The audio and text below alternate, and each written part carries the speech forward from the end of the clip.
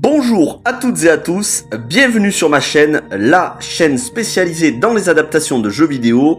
Il y en a un bon paquet qui ont d'ores et déjà été abordés sur la chaîne, vous pouvez les retrouver dans la playlist adaptation de jeux vidéo, en plus d'un magazine mensuel. Et les Resident Evil font partie des adaptations dont j'ai le plus parlé. Vous pouvez retrouver des analyses détaillées des premiers films de Paul W.S. Anderson, mais aussi des critiques à la fois de Resident Evil Infinite Darkness, la série d'animation, ainsi que la série live action de Netflix qui a été annulée.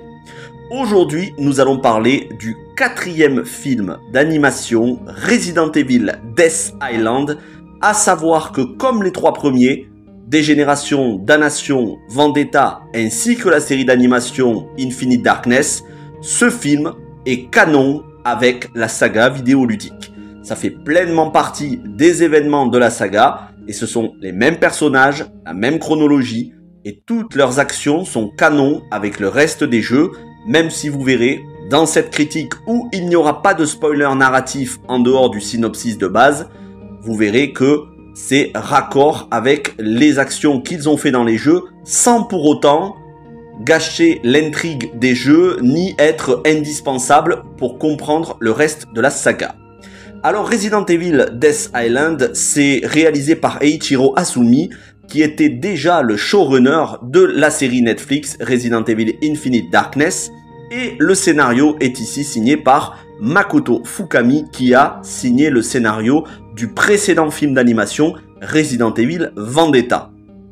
Comme je vous disais, c'est canon à la fois avec les trois précédents films ainsi que la série, mais quel est le synopsis? Eh bien, nous sommes en 2015. Ici, Léon, Claire, Chris, Jill ainsi que Rebecca Chambers qu'on va retrouver, ils se retrouvent tous ensemble, ils font équipe et ils vont enquêter sur une mystérieuse épidémie de zombies qui apparemment prendrait racine dans le pénitencier d'Alcatraz et ils vont se rendre sur place pour enquêter. Je ne vous en dirai pas plus au niveau du scénario pour vous laisser la surprise, je vous dirai juste que l'histoire a un début, un milieu, une fin et elle n'est pas nécessaire pour comprendre le jeu précédent, Resident Evil 6, qui se déroule en 2013, ou le jeu suivant, Resident Evil 7, qui se déroule en 2017, puisque ce film vient s'intégrer entre les deux. Alors au niveau des points forts, parce qu'il y a vraiment très peu de points faibles, il y en a pour moi un seul, au niveau des points forts, c'est l'intrigue qui s'imbrique parfaitement avec les jeux, comme je vous disais, sans venir bousculer l'intrigue principale de la saga, et tout en restant à la fois chronologiquement et au niveau de la psychologie des personnages cohérents. Au niveau des dates et des événements que ont vécu les personnages, là aussi c'est cohérent. Par exemple, on sait que en 2009 dans Resident Evil 5, on avait Jill qui était une méchante parce qu'elle avait été manipulée. Or, ensuite, à la fin du jeu, elle avait réussi à sortir de l'emprise. Eh bien, il est fait référence. Maintenant, Jill est revenue du côté des héros. Elle s'est débarrassée de cette influence qu'elle avait. Elle est revenue du côté des héros. Et donc, on y fait référence dans ce film d'animation.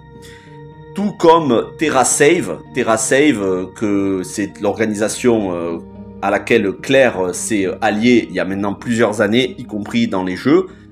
Là aussi, c'est fait référence quand on nous parle, quand on nous montre Claire, quand Claire se présente à d'autres personnages dans le film.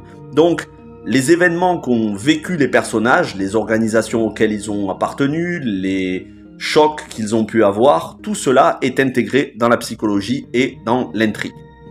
Le plus gros point fort, c'est l'alchimie entre les personnages et c'est un réel bonheur que de voir ces personnages que l'on suit, pour certains d'entre nous depuis la fin des années 90 avec les tout premiers Resident Evil sur PlayStation, voir Chris, Claire, Léon, Jill et Rebecca Chambers tous réunis à l'écran, c'est un réel plaisir, c'est vraiment un cadeau pour les fans, certes c'est du fanservice mais ça fait quand même très plaisir.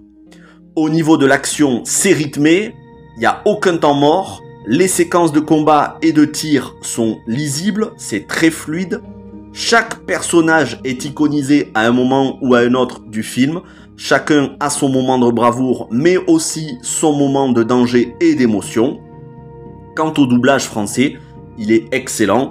L'animation aussi du visage, des lèvres, l'animation faciale, ainsi que les mouvements et visuellement, tout simplement, c'est digne de la PS5, au moins de la PS4 en fin de vie, voire de la PS5.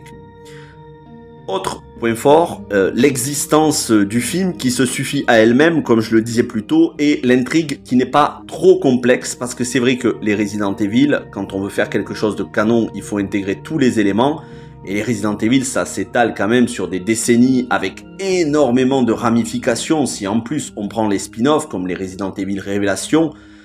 Et heureusement pour ce film, on n'a pas besoin de tout connaître pour tout comprendre. L'intrigue, c'est une parenthèse dans la saga, une parenthèse canon, mais une parenthèse quand même. Donc voilà, comme je vous disais, nul besoin d'avoir fait tous les jeux. Ça s'adresse à tous les publics. En revanche, le petit point négatif, ce sont les motivations des méchants, ou plutôt du méchant. Elles sont basiques, il n'y a pas vraiment de profondeur psychologique chez le méchant, même si on va avoir des flashbacks qui là feront plaisir aussi aux fans de la première heure, des flashbacks de tout simplement les événements de Resident Evil 1, avec le débarquement des soldats d'Umbrella à Raccoon City aux toutes premières heures des événements de Raccoon City. Et j'en dirai pas plus, mais ces événements font partie de la psychologie du méchant.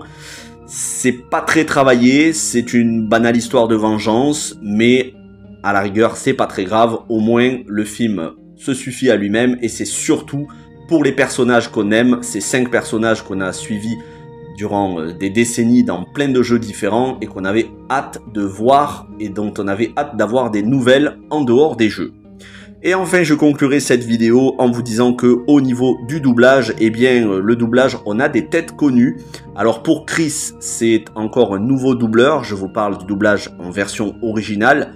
Pour Léon, en revanche, c'est Matthew Mercer qui doublait déjà Léon à la fois dans Resident Evil 6, dans Resident Evil Damnation et Vendetta, donc les 2 autres films sur la trilogie de films précédents.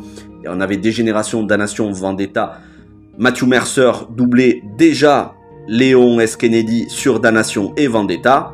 Pour Claire, toujours en version originale, c'est Stéphanie Panicello qui a doublé Claire dans Resident Evil 2, le remake, sorti sur PS4.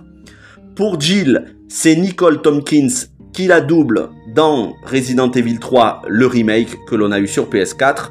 Quant à Rebecca, c'est Erin Cahill qui l'a doublé déjà dans le film d'animation précédent, Resident Evil Vendetta.